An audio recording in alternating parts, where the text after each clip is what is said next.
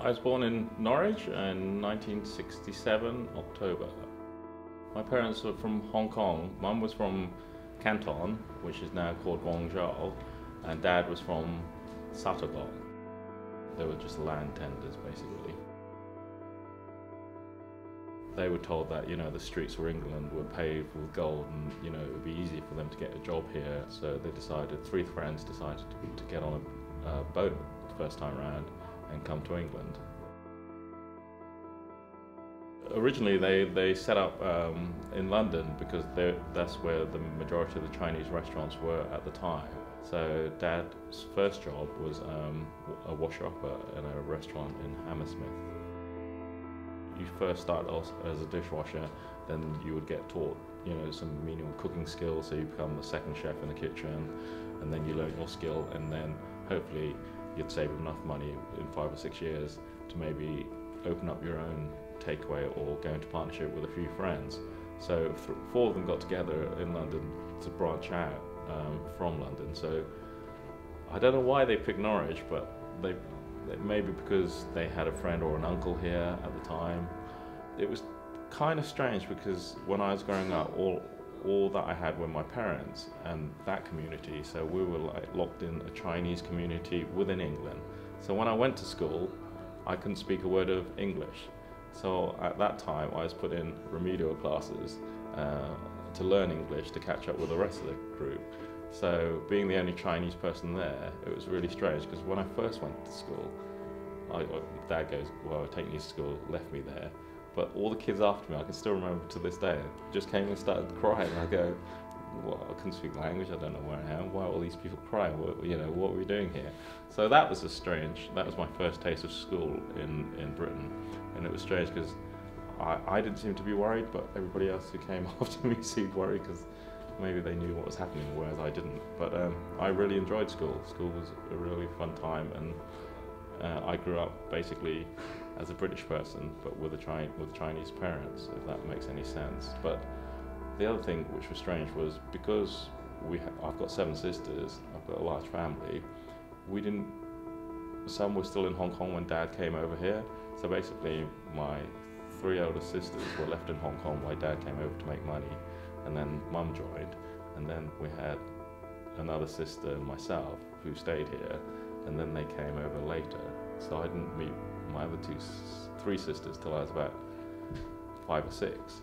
So I had grown-up sisters who came and followed, and then Dad had some more children. So in the end, I've got 7 sisters. So we weren't sort of a family all in one go as a normal family would be put together.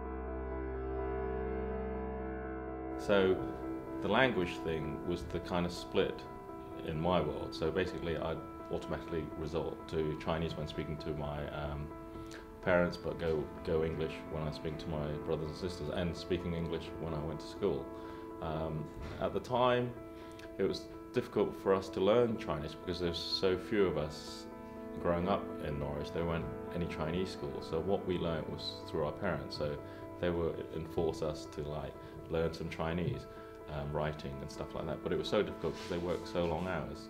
My dad, used to work from 10 in the morning till midnight every day of the week. So that was the difference that I felt. And to make myself less Chinese, I'd, embrace everything British. I'd, join the rugby team, played rugby for a number of years, loved it, played football, support local teams, support England if they're playing in the World Cup. So I'd perceive myself as British rather than Chinese.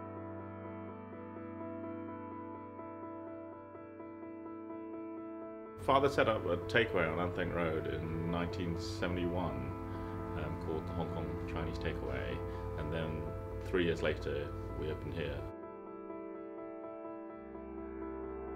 I started here in 1989 and slowly took over the reins of the business probably about 3 years later.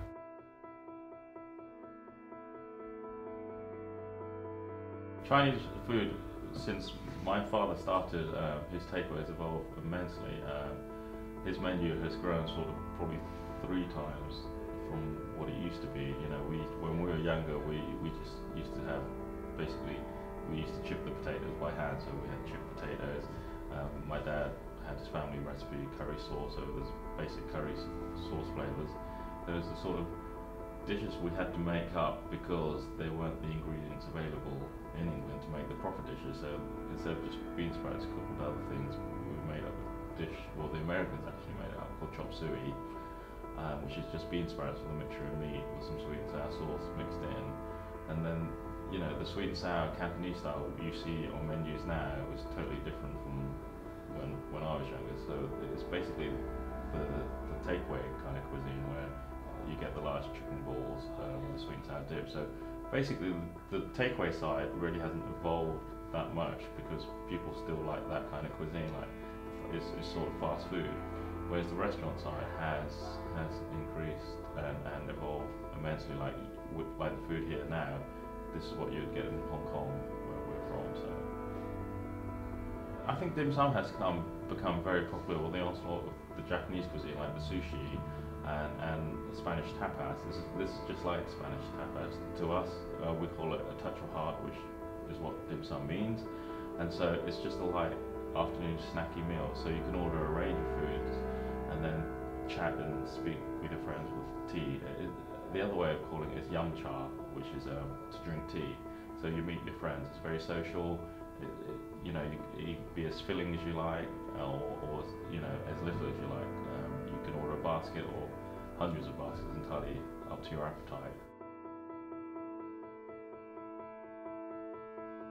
Multiculturalism has had an effect on the British society, but it's not always been, I perceive as an ethnic minority, it's not been always good, because I perceive, because I married English myself, I saw the racism in my culture, and so it has bad sides on both sides. It's good that we've got together, but and we're a family now, but you know, it's not just the British being racist, it's the foreigners being racist as well. So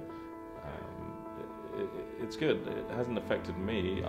My children, they think they're different, but it depends on their mood of the day. Sometimes my son will say I'm Chinese, and sometimes my son will say I'm English today. So it's just something they've got in their armoury if they need it. So.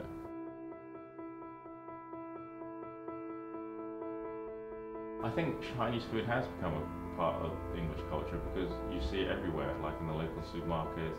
There's Chinese supermarkets springing up.